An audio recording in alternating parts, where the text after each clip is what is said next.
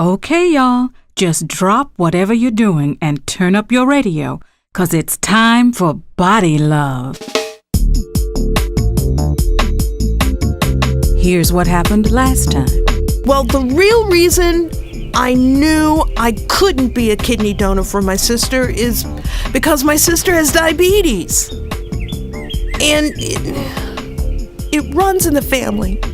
My name is Sonny Baxter, and I'm an alcoholic. Hey! And my name is Saul Baxter, and this man is my daddy. I think you better chill. Hey, Miles.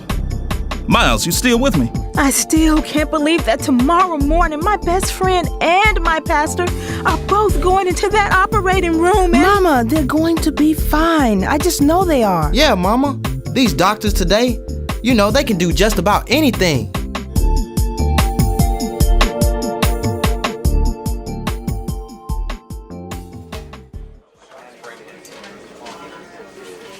He's not responding, Doctor. He's going comatose.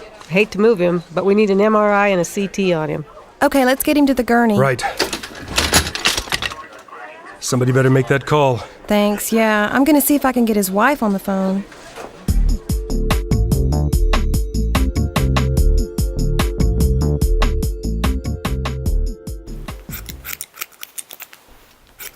Miss Brown, could you just move your head? Adelia, honey, you just tell me what to do and I'll do it. I'm just glad you were open today. What, with your sister's surgery being this morning? Yeah, well, the world keeps on turning. If I know Rosalind, she insisted you stay open and keep the business going. God has blessed her with such great strength. Okay, I think we need to put a little heat on this dew. Get you under the dryer. Anything to shut you up. God has blessed your sister with such great strength.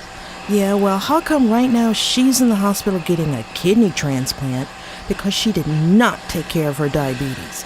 When Fidelia, her bad old sister, she keeps her diabetes under control and keeps this shop running. Good thing I'm taking care of myself because it feels good, and not because I expect to get praised. Okay, that's all the heat for you. Were you on the phone? I heard a voice. Must have been your imagination.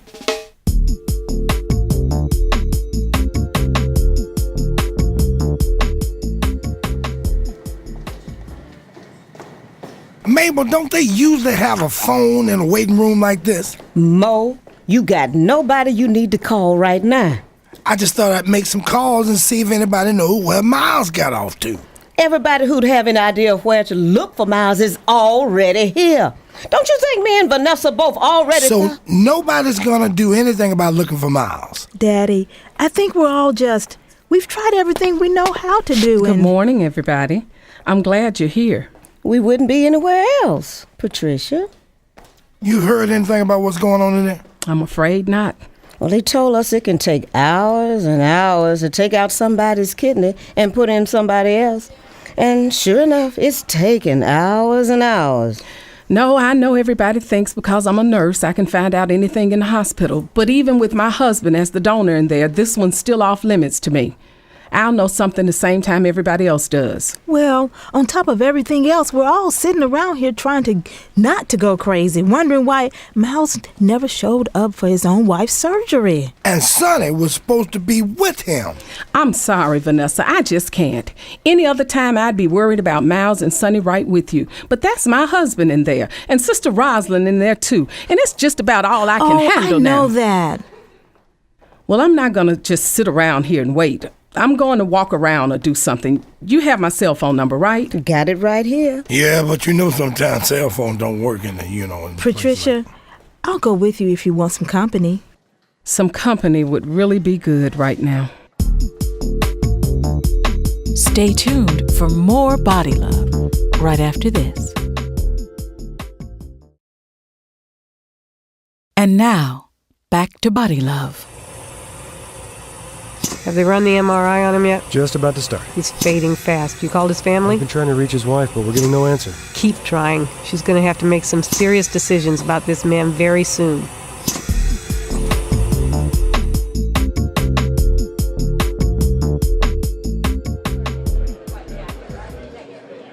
You want to get some tea or something? I sure do. Second floor, right? Right. Sitting up there like that makes me go stir crazy. I just needed to see something besides those drab old hospital walls. I know what you mean. How are you doing otherwise? I know you've had a lot on you, too. Oh, yeah, I just tried to trust in the Lord and know that Roz is going to be okay and that Reverend Higgins is going to be okay, too. And just between us, Roz getting her perfect match has been a real break for me. Why for you? Well, I was trying to get my hypertension under control so I could be the donor myself. Thanks to your husband, now I don't have to be in such a hurry to deal with my blood pressure. Vanessa, you know it's still urgent that you get your blood pressure under control.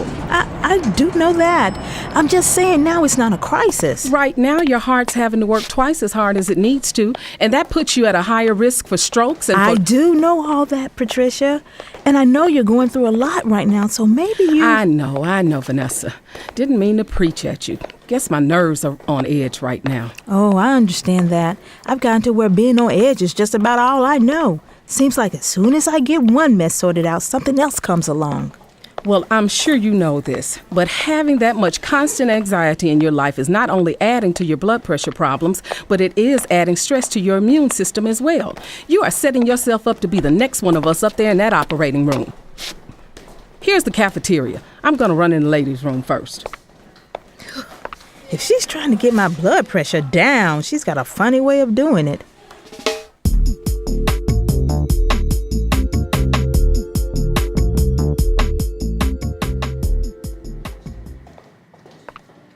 Well, there she is. We were wondering if you would ever show up. Look, I'm working at BodyLove today, so Vanessa can sit around here all day, all right? And I don't even see her in here, just the two of you.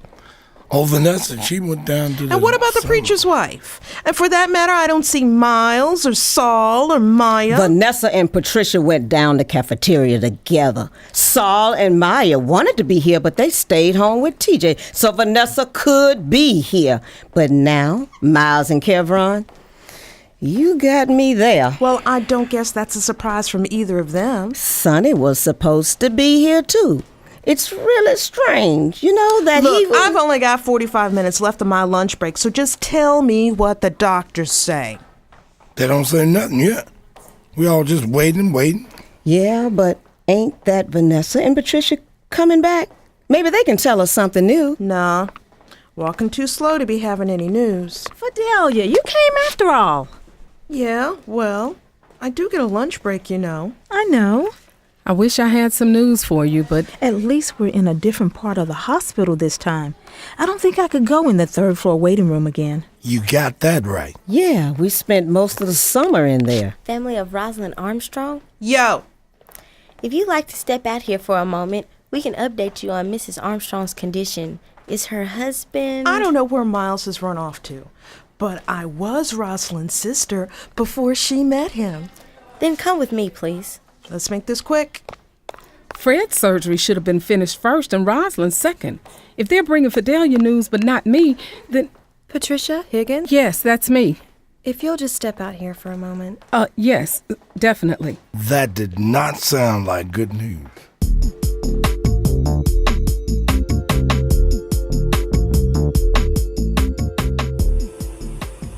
Here's that MRI, doctor. Yeah. Cerebral hemorrhage. Okay, I've already called the surgeon. But until he gets here, we have to keep this man alive. He's on mechanical support now. I know we don't have much time. Now you better be here again next time to hear what's gonna happen on BodyLove. Hi, I'm Dr. Chris Ellis. I'm here to say a few words about today's show from a doctor's point of view. Since Saul wants to learn more about health and medicine, he's here to help me. So, Dr. Ellis, Rosalind was lucky because Reverend Higgins was a good match to donate a kidney. What would have happened if Rosalind didn't find a donor? That's a good question, Saul. She would have most likely needed dialysis to keep her alive until a kidney was available.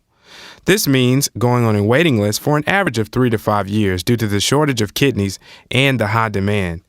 Many people, especially African Americans, are on waiting lists for kidneys and other organs, so there's a great need for donors.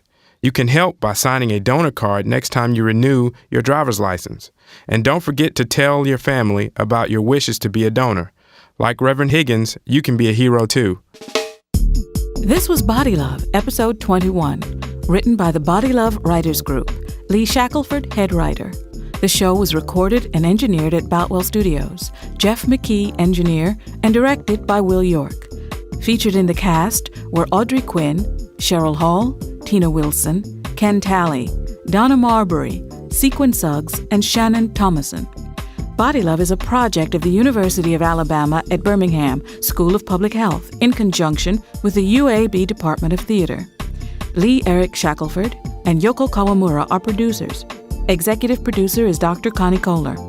Support for the Body Love Radio Drama Project is provided by a matching grant from the Robert Wood Johnson Foundation, Princeton, New Jersey, along with the Joseph S. Bruno Charitable Foundation, the Community Foundation of Greater Birmingham, and the Carefree Fund of the Community Foundation of Greater Atlanta.